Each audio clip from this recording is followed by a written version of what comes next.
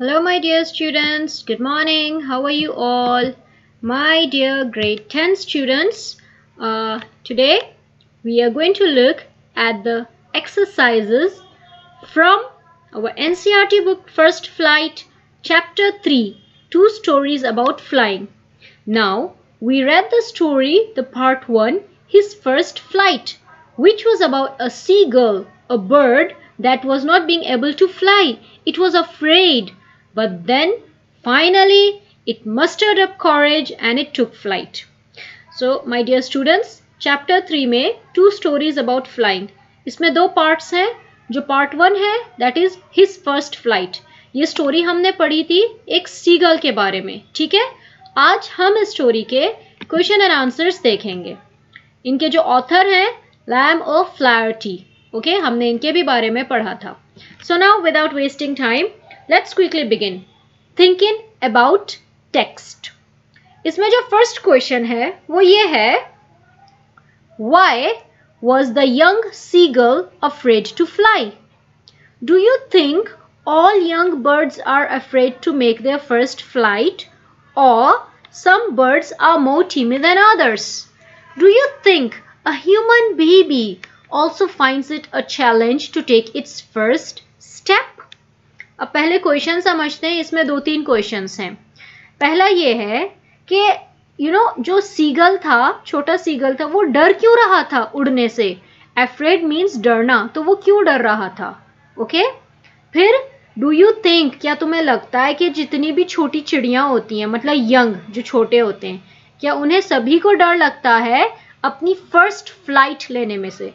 Flight मतलब उड़ान, तो अपनी पहली उड़ान से क्या सबको डर लगता है? ठीक है. और सम बर्ड्स मोर टिमिड देन अदर्स, या कुछ होती ही हैं पक्षी जो बाकियों से थोड़ा मतलब डरती हैं, शर्माती हैं.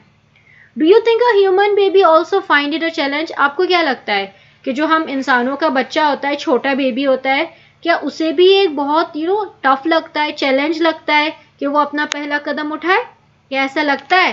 अब इसके आंसर देखते हैं. The young seagull was afraid to fly because it was his first flight and he feared of falling and hurting himself. He thought that his wings would not support him while flying. तो ये जो seagull था छोटा, ये क्यों डरता था? वो इसलिए डरता था क्योंकि उसे डर था कि वो कहीं गिर जाए और अपने आप को चोट ना मार ले. ठीक है. फॉलिंग गिरना, हर्टिंग चोट लगना, ठीक है, अपने आप को, हिमसेल्फ, कि उसे चोट ना लग जाए गिर के. थॉट जो है वो सेकेंड फॉर्म है थिंक का, जिसका मतलब है सोचना. तो उसने सोचा कि उसके जो विंग्स थे, पंख उसके, उसे सपोर्ट नहीं करेंगे जब वो उड़ान लेगा अपनी. ठीक है, इसलिए वो डरता था. जो सेकेंड क्वेश्चन है, yes it is natural that doing something for the first time is a bit challenging and fearful. All birds must be afraid to make their first flight. हाँ, वैसे ये नॉर्मल बात है, नेचुरल ही है ना. जब भी हम कुछ भी करने के लिए निकलते हैं पहली बार, तो हमें जो है वो चैलेंज लगता है, बहुत मुश्किल लगता है, एंड फियरफुल, हमें वो उससे डर भी लगता है. आप भी देखें, जब भी आप पहली बार कुछ करना शुरू करेंगे, आपको नर्वसनेस होगी, आप डरोगे, है ना, कि मुझे से गलत ना हो जाए या कुछ इस तरह से. एंड हाँ, सभी चिड़िया जो होती हैं, सभी पक्षी अपनी पहली उड़ान से डरती जरूर होंगी. Similarly, a human baby is also afraid of taking the first step and finding it challenging when he learns to crawl or stand up without support. इसी तरह सिमिलरली ऐसे ही एक ह्यूमन बेबी, इंसान का बच्चा भी डरता है अपना पहला कदम उठाने से. ठीक है, और वो तब भी उसे चैलेंज लगता है जब वो क्रॉल करता है. क्रॉलिंग मीन्स गुडलियों चलना. ठीक है, और जब वो खड़ा होता है ना पहली बार बिना सपोर्ट के, डर तो उसे लगता है, चैलेंज भी होता है उसके लिए. ठीक है, सो ये एक नेचुरल चीज है. Now let's look at question number 2. The sight of the food maddened him. What does this suggest? What compelled the young seagull to finally fly? Now ये स्टोरी में से एक स्टेटमेंट है, सेंटेंस है, कि जब उसने खाना देखा, साइट मीन्स कुछ नजरिया जो हम देखते हैं, हमें नजराना, जो हमें कुछ दिख गया, तो उसने जब खाना देखा, रिमेंबर उसकी मदर की, वो जो मदर थी वो मदर बैठी थी अपनी बीक में मछली लिए हुए। तो जब उसने वो देखा उससे वो पागल हो गया, मैडेंड हिम, वो पागल हो गया ये सोच कर के मुझे वो खाना कैसे मिलेगा। ठीक है, सो इससे आपको क्या लगता है कि जो सीगल था उसे क्या हुआ, उसे कैसे सडनली एक एनर्जी आई उसके अंदर, या उसे क्या फील हुआ कि मुझे उड़ना चाहिए। कंपेल का मतलब ये होता है कि हमें ऐसी क्या कॉन्फिडेंस मिली, क्या बढ़ावा मिला, कहे से बढ़ावा मिला कि हाँ हम कर सकते हैं कुछ। तो इसका आंसर देखते हैं। The young seagull was very hungry. It was this hunger that ultimately compelled it to fly. Its hunger intensified when it saw its mother tearing at a piece of fish that lay at her feet.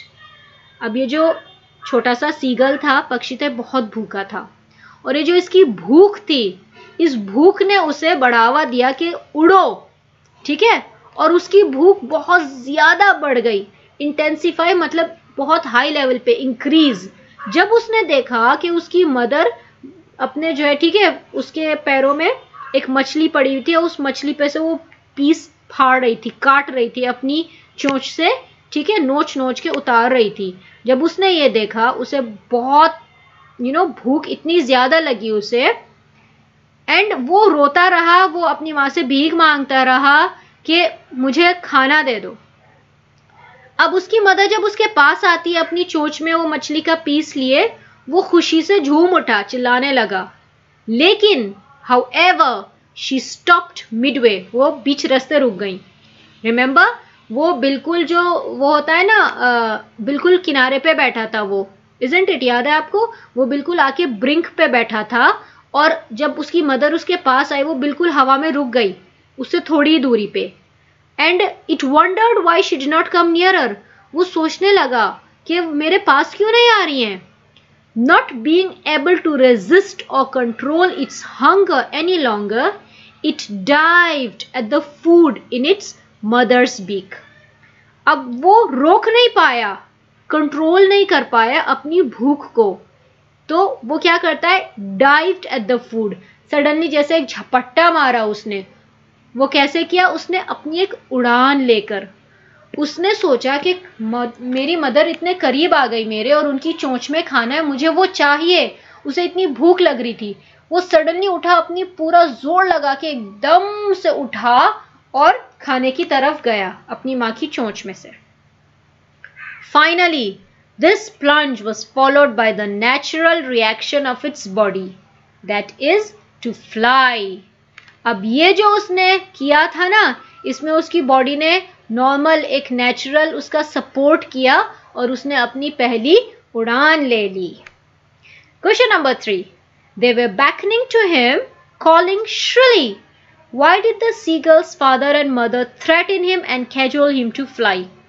अब देखें, उसके जो भाई बहन थे, उसके parents थे, सब उसका मजाक उड़ा रहे थे, उसे चीख चीख के बुला रहे थे, ठीक है, लेकिन उसके जो फादर एंड मदर थे उसे धमका रहे थे कि तू उड़, इजंट इट? तो ऐसा क्यों? ओके, इसका आंसर है seagulls parents had tried everything but he was reluctant to fly due to fear of falling down. अब उसके सीगल के जो पेरेंट्स थे उन्होंने हर कोशिश कर ली, ठीक है, ट्राई जो होता है कोशिश करना, लेकिन वो रिलक्टेंट था, ठीक है, वो डर रहा था, वो झिझक रहा था कि वो नहीं उड़ सकता, वो डर के गिर जाएगा। He looked at his brother and sister but wouldn't make any efforts. वो देखता था अपने भाइयों की तरफ, अपनी बहन की तरफ, लेकिन फिर भी वो कोई efforts नहीं करता था। That's why the whole family had left him alone and threatened and cajoled him to come, but every effort went in vain.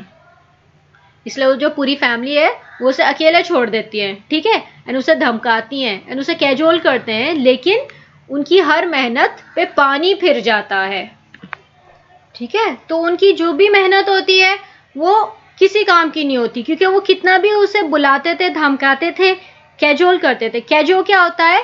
मतलब अपनी मीठी मीठी बातों में बहला के अपनी बात मनवाना, लेकिन कोई फर्क नहीं पड़ता था। जो छोटा सीगल था वो डरा ही रहा। Okay, now let's move on. Okay, the next one we have question number 4। Have you ever had a similar experience where your parents encouraged you to do something that you were too scared to try? अब आप बताएं, आपके साथ कभी ऐसी experience हुई है जब आपके पेरेंट्स ने आपको बढ़ावा दिया है कि ये करो, अच्छा काम है, लेकिन आप बहुत डर रहे थे, आपने ट्राई भी नहीं किया क्योंकि आपको डर लग रहा था?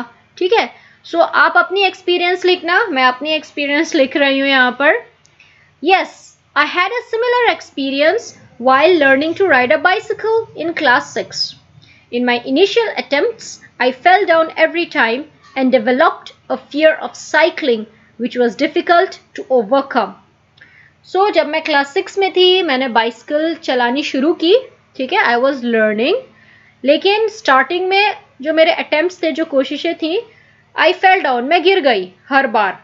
एंड मेरे अंदर एक डर बैठ गया साइकिलिंग से, जो बहुत मुश्किल से ओवरकम हुआ था, मतलब बहुत मुश्किल से मैंने उसे ख़त्म किया था.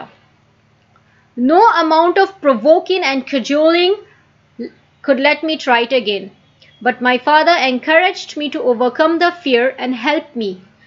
He took me on a mound near village and made me sit and asked me to put my hands on the handle and feet on the pedals. मुझे बहुत भड़काते थे, मैं मजाक उड़ाते थे, यहाँ तक कि मुझे मीठी मीठी बातें भी बोलते थे कि बाबा कोशिश करो. मेरे फादर ने मुझे बहुत एनकरेज किया था कि इस डर को ख़त्म करो, और उन्होंने मेरी मदद करी. कैसे? गांव के पास एक माउंड था, मतलब एक छोटी सी, एक ऊंची सी जगह थी, जैसे एक हिल होती है, मिट्टी की ऊंची सी जगह. वहाँ पर ले गए, मुझे साइकिल पे बिठाया, जो आगे का हैंडल है उस पर मेरे हाथ रखे, एंड जो पैडल्स थे उन पे पैर. ठीक है, अब वहाँ से जो है ना, it sped down and I enjoyed it without fear which developed my confidence. अब देखें, अगर ऊंचाई पे से स्लैंटिंग आपकी साइकिल आती है नीचे, एक स्पीड में आती है, मज़ा आता है ना, उसी तरह से जो साइकिल थी मेरी बाइसिकल, इट स्पीड से नीचे की ओर चली, और उससे सडनली मेरा डर भी ख़त्म हो गया एंड मेरे अंदर कॉन्फिडेंस आ गया. Thus, I overcame my fear of cycling and started riding a cycle after a few practices.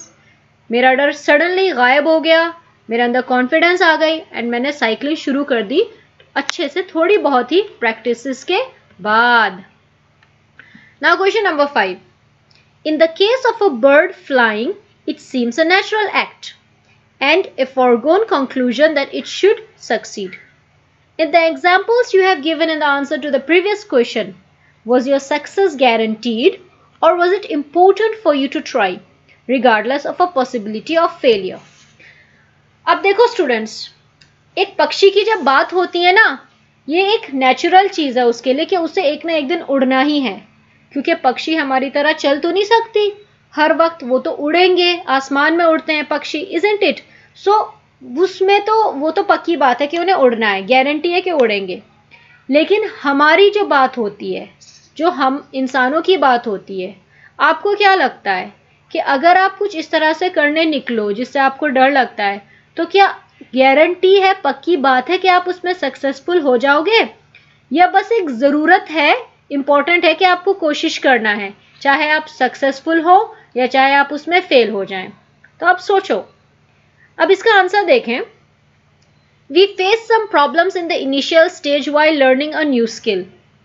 जब हम स्टार्टिंग में, इनिशियल मीन्स किसी चीज़ की शुरुआत, जब हम स्टार्टिंग में कुछ सीखना शुरू करते हैं, हमें प्रॉब्लम्स फेस करनी पड़ती हैं, प्रॉब्लम्स का सामना करना पड़ता है. Due to the fear of failure we hesitate to perform a task और टू डू समथिंग न्यू. अभी जो एक डर है ना, या फेलियर कि हम फेल हो जाएंगे, उस डर की वजह से हम हेजिटेट करना शुरू कर देते हैं. हेजिटेट का मतलब होता है झिझक. हम ना करते रहेंगे कि नहीं, मुझसे नहीं होगा, नहीं कर पाएंगे. हम झिझकना शुरू कर देते हैं कुछ भी टास्क परफॉर्म करने से पहले, कुछ भी नया करने से पहले. In case of the seagull, his parents cajoled him to fly. ठीक है, जो सीगल थी उसमें तो उसके जो पेरेंट्स थे उन्होंने सपोर्ट किया, मजाक भी उड़ाया, धमकी भी दी, कैजो भी किया, एंड वो फाइनली उसने उड़ान ले ली अपनी. लेकिन जैसे ऊपर मैंने एग्जाम्पल दिया है साइकिलिंग का, ठीक है, उस स्टेज पे ये था कि मेरे लिए ज़रूरी था, मुझे साइकिलिंग सीखनी थी, मुझे वो डर ख़त्म करना था. ठीक है, इसलिए मेरी जो सक्सेस थी ना, साइकिलिंग मुझे आनी है, वो गारंटीड थी. क्योंकि देखो, if someone is determined to do something then success is assured. अगर आप किसी चीज को ठान लेते हो कि मुझे ये करना है, करना ही है, तो आपकी ना सक्सेस पक्की बात है, फिर आप सक्सेसफुल हो ही जाओगे। अगर आप अपने अंदर एक आत्मविश्वास पैदा कर लेते हो कि मुझे ये करना है, मुझे टॉपर होना है क्लास का, तो आप हो जाओगे। आपको उसके लिए मेहनत करोगे, ठीक है, अपने अंदर वो कॉन्फिडेंस लाओगे, लेकिन पहले अपने आप को एक एश्योरेंस दो, अपने आप को पक्का करो। मोरोवर, जैसे आप सभी जानते हैं, प्रैक्टिस मेक्स अस परफेक्ट। जितना ज्यादा आप किसी चीज को प्रैक्टिस करेंगे, आप उतना उसमें परफेक्ट होते जाओगे, ठीक है। सो डियर स्टूडेंट्स, हमें इस स्टोरी से क्या मिलता है सीखने के लिए? ये जो डर होता है ना, इसे खत्म करना बहुत जरूरी है लाइफ में, नहीं तो ये हमारे रास्ते में एक दीवार बन जाता है, हमारे और कामयाबी के रास्ते में, और हमें इस दीवार को तोड़ के खत्म करना है। हमें इस डर को ओवरकम करना है, इसका सामना करके इसे क्रश करना है, खत्म करना है, कुचल के आगे निकलना है, क्योंकि हमें चाहिए सक्सेस, हमें कामयाब होना है लाइफ में, ठीक है। सो माना है, सही है कि डर लगता है, स्टार्टिंग में झिझक भी होती है, नर्वसनेस होती है, लेकिन ये सब सोच के हार मत मानना, कमजोर मत पड़ जाना। आपको सपोर्ट मिलेगा जब भी आपको जरूरत है, हम आपका कॉन्फिडेंस बढ़ाते रहेंगे। With that, my dear students, keep on practicing. It will make you perfect. All the very best to you. Okay? Very, very important morale in the story is don't stop. Keep on trying. Don't stop. So, एक छोटी सी activity है आपके लिए। आपको एक presentation बनाना है जिसका title होगा Birds and their Wing Span. ये आपके प्रेजेंटेशन का टाइटल होगा। साथ में आपको 10 माइग्रेटरी बर्ड्स के नाम लिखने हैं। अब माइग्रेटरी बर्ड्स वो होते हैं जो सीजन वाइज इधर से उधर उड़ के जाके बसते हैं, ठीक है। इसके लिए आपको थोड़ा सा स्टडी करना पड़ेगा, थोड़ा रिसर्च करना पड़ेगा। मुश्किल है पर नामुमकिन नहीं है। डोंट फॉरगेट, कामयाब होना है ना, सो आपको ये करना ही है, डरो मत, just do it, okay. So my dear students, thank you for listening and all the very best.